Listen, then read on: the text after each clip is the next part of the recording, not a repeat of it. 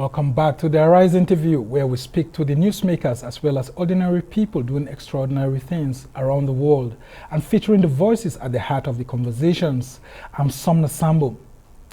Now, as with several other political parties in Nigeria, the People's Democratic Party is dealing with internecine conflict and internal strife. There are also questions of zoning of the presidential ticket to the south, as well as the potential hijacking of that ticket by PDP governors. Analysts have commented on the smaller number of presidential aspirants from the party. There are accusations of blackmail and intimidation against former Senate President Bukola Saraki and the new leadership of the party led by Ioche Ayu. So can the party overcome these challenges as it looks to wrestle power from the APC in 2023? Well, I'm joined now from Ibadan, the Oyo State capital, by the former Deputy National Publicity Secretary of the PDP, Diran Odeyemi. Good to have you again, Diran. And I want to ask how has life been after retirement from party politics in the PDP? I mean, do you feel better now? You don't retire from politics. You only finish an assignment to take up another one. So there's no retirement. Once you are in it, you are in it for good. What other assignment? I'm not retired. And that is part of the assignment that I'm here with you, is part of the assignment that I'm seeing in politics. Okay. What other assignment do you hope to have in the PDP if given an opportunity? I'm concerned about PDP taking over Ekiti State, which is the next election, and Osun State in particular. That's the state where I come from. So that is the assignment I have, to ensure and partner with other stakeholders in the two states and ensure that we have the governors of these two states, so that at the end of the day, we have 3 governors in the Southwest. Yes. And yesterday, you just spoke about several issues concerning those states with specifics on Osun State. And then you also talked about this alleged blackmail against the national chairman of the National Reconciliation and Strategy Committee, former Senate President Bukola Saraki, and then the new National Working Committee led by Dr. Ioche Ayu, who also happens to be a former Senate President. Why do you think there's an attempt to blackmail them at this very early stage? It's part of the game. That is politics for you. And it is a place where attack is regarded as the best form of defense. People, aspirants especially, who know that they are not capable of winning the primary election, tends to blackmail the leadership, both at the national level and whoever they think has a voice in the arrangement of the primary election. And that's exactly what they did.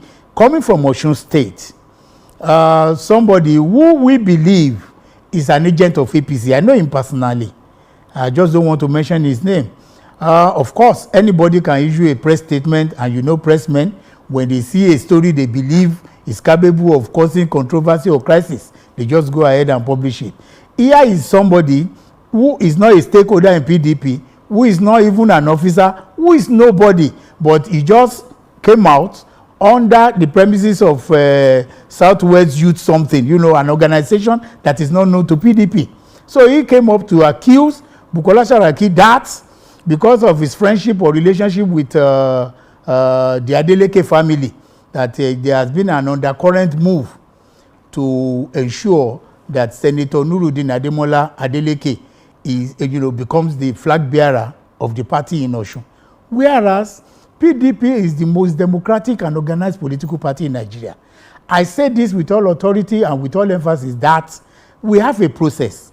And the process is they are going to organize a primary election that will involve virtually everybody in Osun. Everybody in the sense that you will first of all nominate the delegates. It is now the delegates that will now get the mandate of the people to go and vote for whoever aspirant they think will carry the flag of the party and become the candidate. But there is this fear in Osun that Adeleke, who was the candidate in our last election and who won the election, but because of political abracadabra through the judiciary and whatever, lost to APC.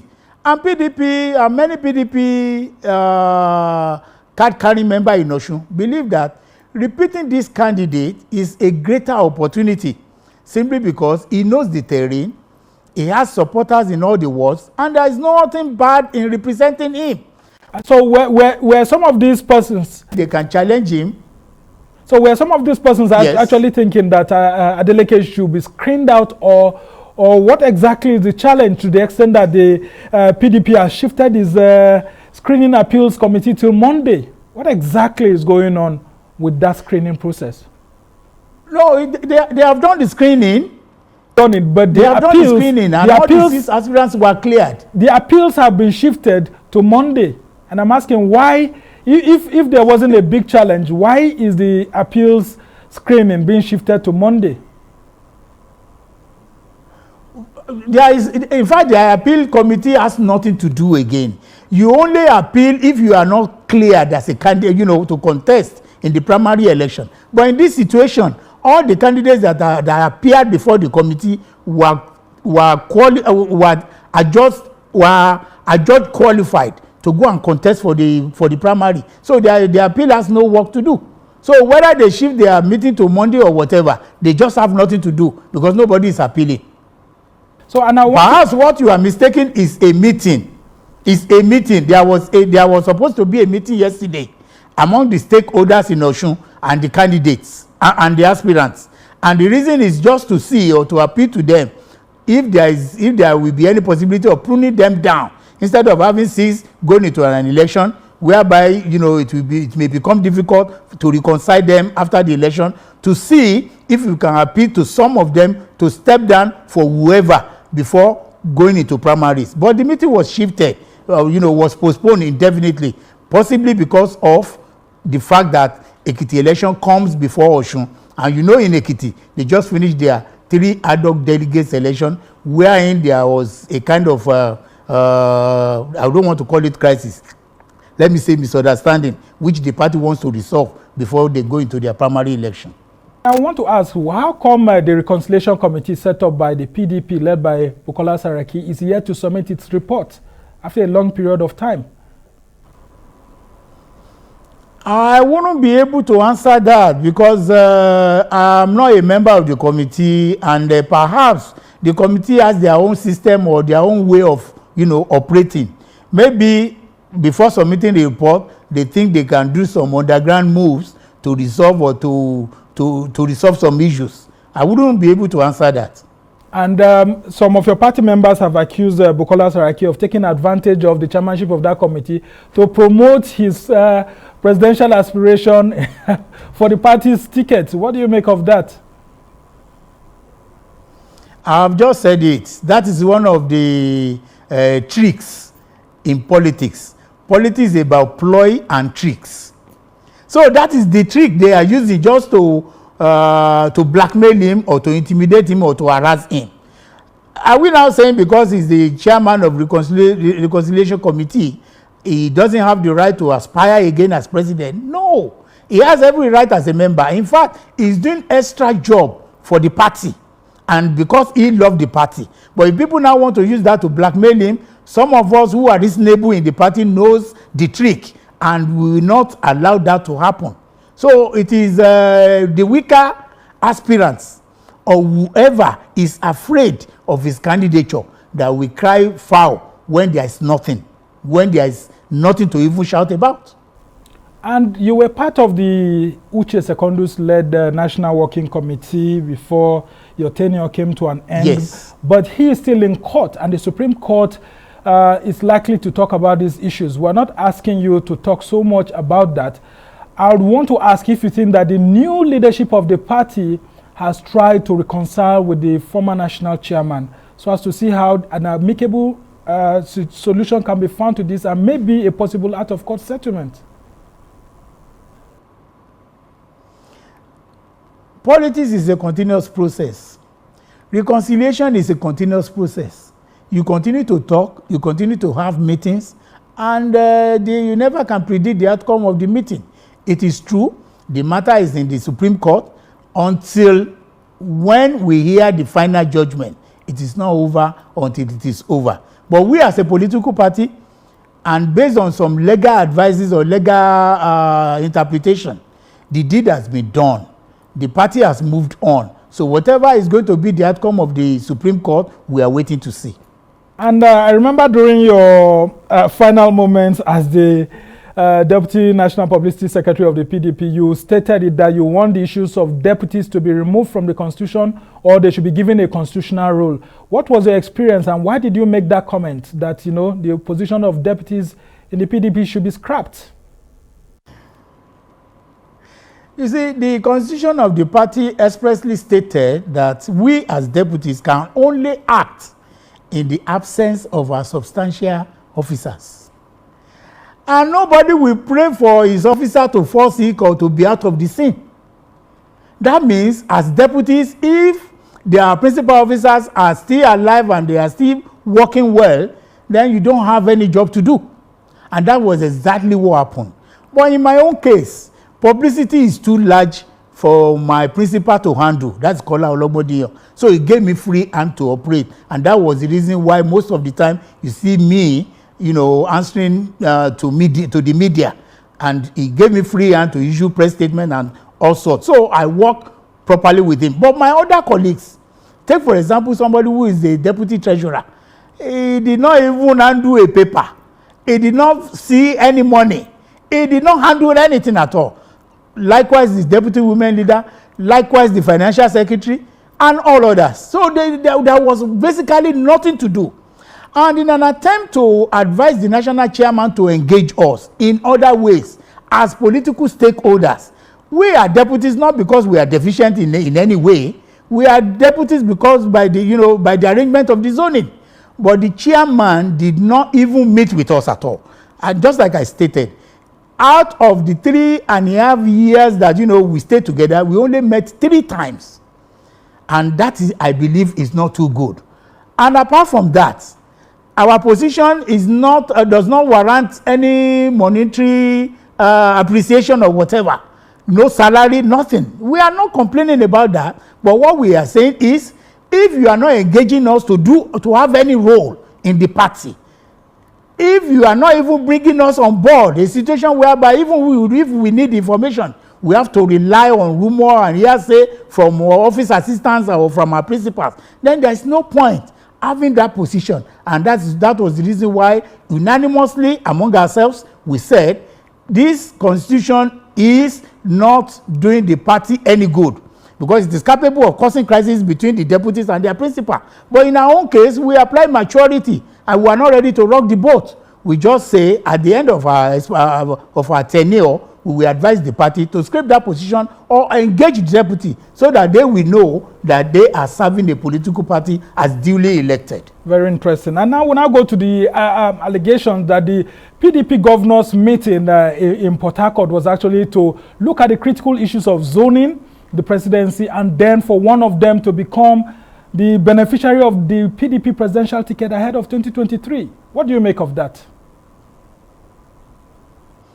I'm not too sure that is part of the agenda, because there was a communique issued at the end of their meeting. And of all the communique, no mention of zoning or that they want one of the presidential candidate to come from among them. Nothing like that. And since I'm not one of them, I wouldn't know what they discussed. It was the communique that we rely on. And I want to say this. The governors does not have any right to say where the party will pick its presidential candidate from. Of course, they have the say. They are part of the party. They are part of the decision makers. But their decision will not be final.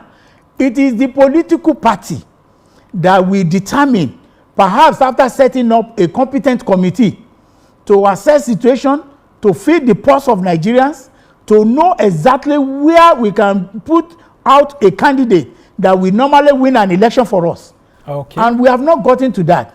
What the party is still doing now is to ensure that we face Ekiti, we face Osun State, after which we now come back to the issue of the presidential. Good enough.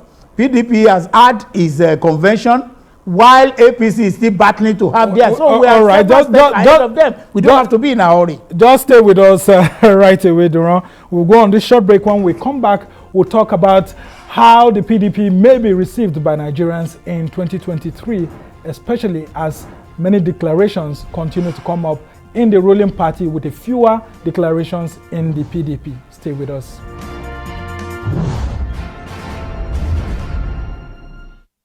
Welcome back to the Arise interview. I'm Somna Sambo, and we've been discussing the issues facing the People's Democratic Party and the critical issues of internal democracy, governance, and preparation for the Ekiti and Osun State governorship elections that will be forthcoming this year, and also why we have fewer presidential aspirants coming from the PDP. And with me from Ibadan, the Oyo State capital, is the former Deputy National Publicity Secretary of the PDP, Diran Odeyemi. Thank you, Diran, for still being with us. And I'll go to you quickly. How come we haven't had more presidential aspirants declaring under the PDP after they've had a convention, an NWC is in place, and everywhere seems to be quiet? Shouldn't we be having more presidential aspirants declaring the PDP because the party issues have been settled? Unlike in the APC, where the party issues haven't been settled, but you have more presidential aspirants. It is because you are not part of us. You are a journalist, I'm a politician, and I know the number of presidential aspirants that have been moving around, working underground, trying to appeal to the membership and trying to woo delegates to the, that we partake in the selection of the presidential candidate.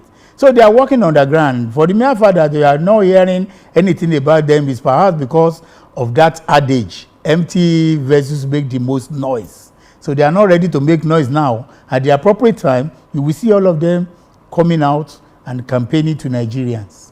Does this relate to the issue of zoning, that the PDP is yet to actually make up its mind on whether to zone its ticket to the north or to the south? But though we've seen Ayim Pius Ayim coming out from the southeast, Bukola Saraki from the north central, and Atiku Abubakar still showing interest from the northeast, is this issue of zoning stopping several members of PDP from declaring their interest in the presidential ticket?